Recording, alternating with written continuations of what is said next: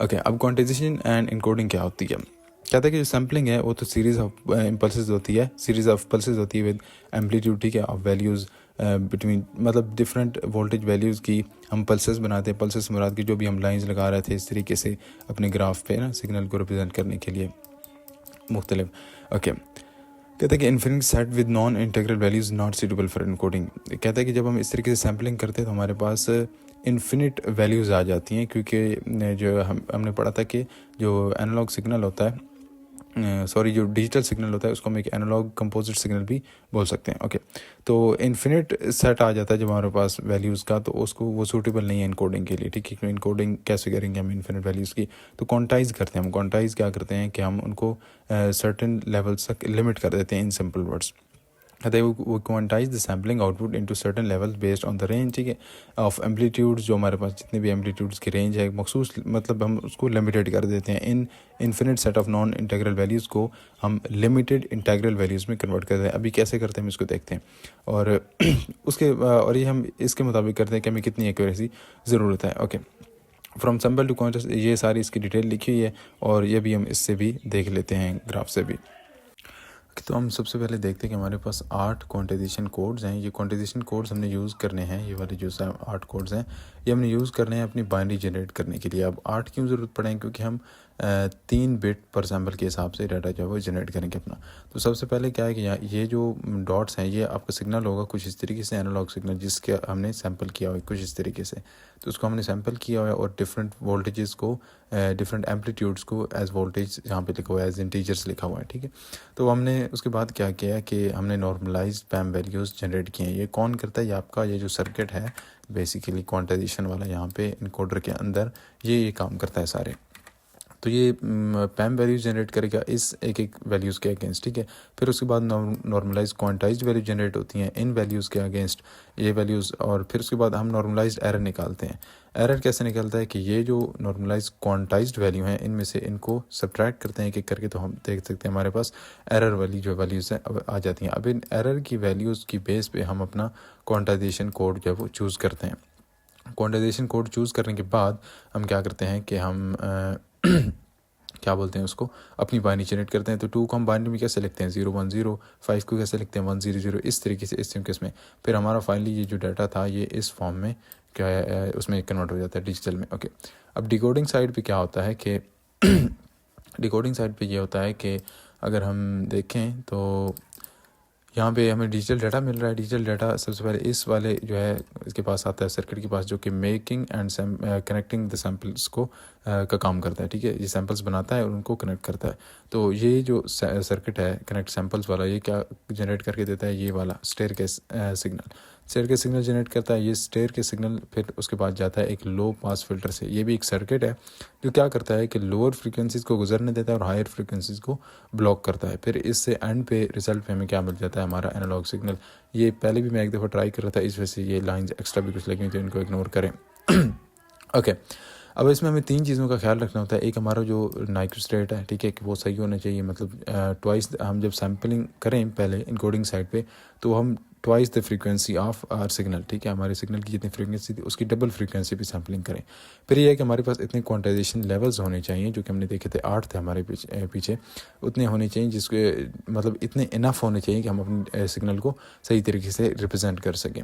Last पे ये है कि हमें एम्पलीफिकेशन की ज़रूरत पड़ सकती है, बिकॉज हो सकता है कि हमारा सिग्नल आते आते वीक हो जाए, तो हमें इसकी भी ज़रूरत पड़ती है। ओके, अब डेल्टा मॉड्यूलेशन क्या है कि थोड़ी सी सिंपल टेक्निक है। पीसीएम थोड़ी सी कॉम्प्लेक्स है, इसमें हमने देखे कि बहुत सारे स्टेप्स होते हैं, ये वो बहुत कुछ होता है। तो डेल्टा मॉड्यूलेशन सिंपल है, बहुत सिंपल है। पीसीएम बेसिकली क्या करता है कि हर सैंपल के लिए एक सिग्नल वैल्यू निकालता है हर सिग्नल एम्पलीट्यूड के लिए, ठीक है। डीएम सिंपली ये करता है कि उसके पास एक वैल्यू आती है सिग्नल की, पॉजिटिव नेगेटिव, वो उसकी बेस पे अगली वैल्यू को देखता है, उससे कंपेयर करता है अगली वैल्यू को। अगर पॉजिटिव है तो एक स्टेप इंक्रीज़ कर देगा, अगर नेगेटिव तो एक स्टेप डिक्रीज़ कर देगा, इस तरीके से।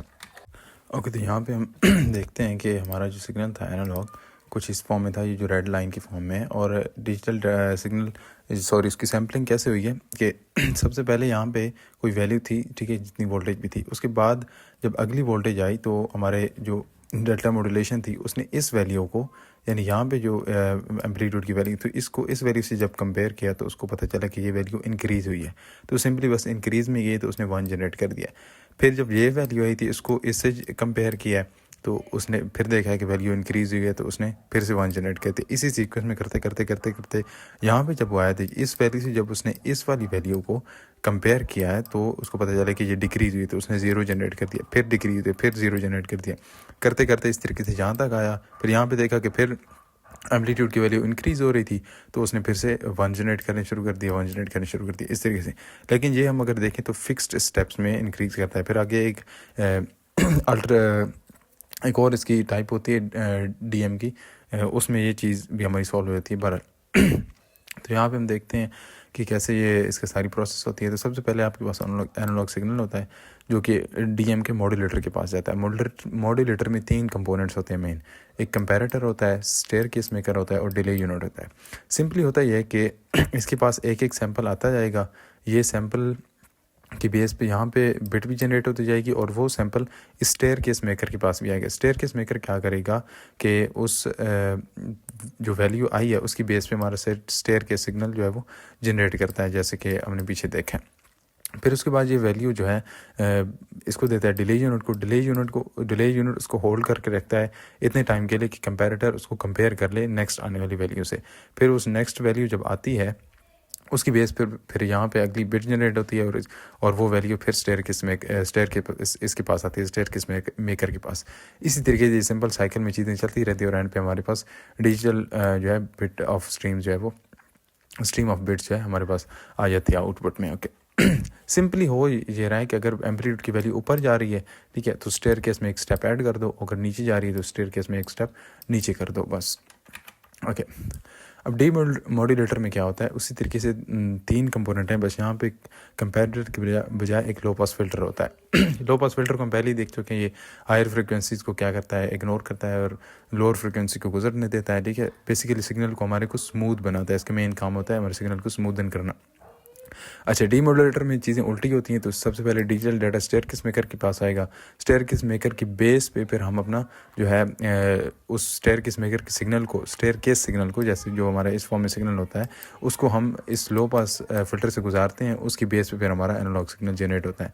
यहाँ पे भी इस वजह से हमें डिले यूनिट की ज़रूरत है कि डिले यूनिट ने देखना होता है कि अगली बिट अगर 1 है तो मतलब स्टेप ऊपर जा रहा है और अगली बिट अगर 0 है तो स्टेप नीचे जा रहा है, इस तरीके से। ओके अच्छा, अब ट्रांसमिशन के में जो है जब हम वायरिंग से ट्रांसमिशन कर रहे हैं वायर के थ्रू, तो उसमें 2 टाइप की ट्रांसमिशन होती है, एक पैरेलल होती है और एक सीरियल होती है। अपने अपने फ़ायदे हैं दोनों के और अपने अपने नुकसान आता है। ओके तो 2 मेथड्स होगा, पैरेलल, सीरियल में फिर मज़ीद 3 इसकी टाइप्स होती हैं, एसिंक्रोनस, सिंक्रोनस और आइसोक्रोनस। पैरेलल में सिंपली ये होता है कि मल्टीपल बिट्स भेजी जाती हैं एक क्लॉक टिक में। क्लॉक टिक का मतलब ये है कि कोई एक यूनिट ऑफ टाइम, ठीक है, वो 1 सेकंड भी हो सकता है या फिर 1 सेकंड से कम भी हो सकता है। सीरियल में ये होता है कि हम मल्टीपल बिट्स नहीं भेजते बल्कि एक एक बिट एक लाइन में करके भेजते हैं हर क्लॉक टिक में। ओके तो पैरेलल की ये होगी, पैरेलल में कुछ जो होती है कि हमारे पास जो है वो हमने 8 बिट भेजनी थी, तो इस तरीके से 8 बिट्स एक ही टाइम पे जाएंगी। लेकिन इसके लिए फिर यह है कि हमें 8 वायर्स भी ज़रूरत पड़ती हैं, इस वजह से ये थोड़ा सा ज़्यादा कॉस्टली होता है। तो उसका एडवांटेज क्या है, स्पीड है, ठीक है। मतलब अगर हम सपोज़ करते हैं कि एक हमारी जो टिक क्लॉक है वो हमारी 1 सेकंड की थी फॉर एग्जांपल, तो 1 सेकंड में ही सारे हमारा 8 बिट जो है वो सेंडर से रिसीवर तक पहुंच गई, लेकिन हमें 8 लाइंस की भी ज़रूरत पड़ी। और इसका डिसएडवांटेज क्या है, कॉस्ट ऑफ कोर्स, क्योंकि वायर ज़्यादा ज़रूरत पड़ती है। एडवांटेज इसका स्पीड है। ओके सीरियल में क्या होता है कि हम एक लाइन में अपने बिट्स को भेजते हैं कुछ इस तरीके से, तो इसके लिए सबसे बड़ा फ़ायदा ये है कि एक ही बार ज़रूरत पड़ती है, लेकिन हमारा डाटा जो है वो स्लोली जाता है, क्योंकि एक टिक में जैसे हमने देखा था कि 1 सेकंड में 8 बिट्स जा रहे थे, यहाँ पे 1 सेकंड में 1 बिट जाएगा, फिर अगले 1 सेकंड में अगली, मतलब ये थोड़ा सा स्लो है बट कॉस्टली भी कम पड़ता है उससे। ओके अब सीरियल की टाइप है एसिंक्रोनस। एसिंक्रोनस में ये होता है कि हम हर डाटा की बिट से, हर डाटा की मतलब bit of group of bits से पहले और आखिर में एक स्टॉप बिट और आखिर में एक स्टार्ट बिट लगा देते हैं। ये सिंपली ये डोनेट करते हैं कि यहाँ से डाटा स्टॉप हो रहा है पिछला डाटा और यहाँ से अगला डाटा स्टार्ट हो रहा है। इसका फ़ायदा क्या है कि ये चीप होता है लेकिन स्लो भी होता है, क्योंकि हमारी बहुत सारी बिट्स लगती हैं, और दूसरा इसका नुकसान ये होता है कि हमारे जो डाटा यूनिट्स हैं उनके दरमियान गैप्स आ जाते हैं, और इस वजह से फिर इसमें थोड़ा सा इश्यूज़ आ जाते हैं। लेकिन इसमें यह होता है कि कोई टाइम वगैरह का इस तरीके से इशू नहीं होता, सिर्फ हमें एक पैटर्न का पता होना चाहिए कि किस पैटर्न में डाटा भेजा जा रहा है, तो रिसीवर को खुद ही पता चल जाता है, क्योंकि इसमें एक्स्ट्रा बिट्स होती हैं जो कि हमें बताती हैं कि यहाँ से डाटा शुरू हो रहा है, यहाँ पे ख़त्म हो रहा है। सिंक्रोनस में उल्टा काम होता है। सिंक्रोनस में ये होता है कि कोई स्टार्ट एंड वाली बिट्स नहीं होती, कोई गैप नहीं होता डाटा यूनिट्स में। हम ये करते हैं कि अपने डिफरेंट ग्रुप्स ऑफ डाटा को डिफरेंट फ्रेम्स में जो है वो ऐड अप कर देते हैं, फिर ये फ्रेम्स हम एक टाइम के हिसाब से भेजते हैं। इसमें सिंक्रोनस इस वजह से इसको बोलते हैं क्योंकि इसकी जो क्लॉक टेकिंग है, फॉर एग्जांपल अगर वो 1 सेकंड है तो इसकी रिसीवर की भी 1 सेकंड होगी। इस हिसाब से ये देखता है कि अच्छा अगर 1 सेकंड, फॉर एग्जांपल वो कहता है कि आप सेंडर इस हिसाब से डाटा भेज रहा है कि वो 2 सेकंड में 2 सेकंड में 1 फ्रेम भेज रहा है, तो रिसीवर को पता होगा कि ठीक है पहले 2 सेकंड में 1 फ्रेम आया है, ठीक है अगले 2 सेकंड में अगला फ्रेम होगा, तो यहाँ पे बताने की ज़रूरत नहीं है कि यहाँ से डाटा शुरू हो रहा है और यहाँ पे ख़त्म हो रहा है। ओके अच्छा, इसका एक और फ़ायदा ये भी है कि चूँकि हमारी कोई एक्स्ट्रा बिट्स नहीं होती, तो इस वजह से हमारी जो काउंटिंग होती है बिट्स की वो बिल्कुल एक्यूरेट होती है। लास्ट में आइसोक्रोनस का मतलब ये होता है कि जो रियल टाइम ऑडियो वीडियो होती है उसके लिए हम आइसोक्रोनस को यूज़ करते हैं। इसमें बेसिकली ये होता है कि हमारा डाटा ना सिर्फ ये कि करेक्ट ऑर्डर में पहुँचे बल्कि रेगुलर इन टाइम भी हो। मतलब अगर हम फॉर एग्जांपल कहते हैं कि हमें हर हमें एक ऑडियो फ्रेम हर 125 माइक्रो सेकेंड, ये मैं इसका यूनिट का नाम भूल गया बट ये कोई छोटा यूनिट होता है, चलें जो भी है कि इतने टाइम में हमें हर एक ऑडियो फ्रेम चाहिए। अब ये ना हो कि अगला जो है वो 130 में आए और अगला 135 में आए, तो मतलब टाइम भी उनका सेम होना चाहिए आइसिंक्रोनस। तो इस वजह से हम इसको यूज़ करते हैं। ये बेसिकली रियल टाइम जब हम वीडियो वगैरह कॉल वगैरह उसके लिए ये मेथड यूज़ करते हैं। And that's it.